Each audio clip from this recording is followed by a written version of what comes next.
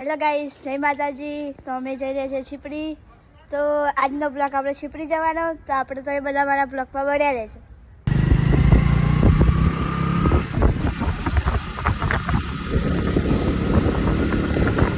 તો અમે બાઇકને ખાવા પાઈ ગયા છે એટલે પેટ્રોલ પુરાવા.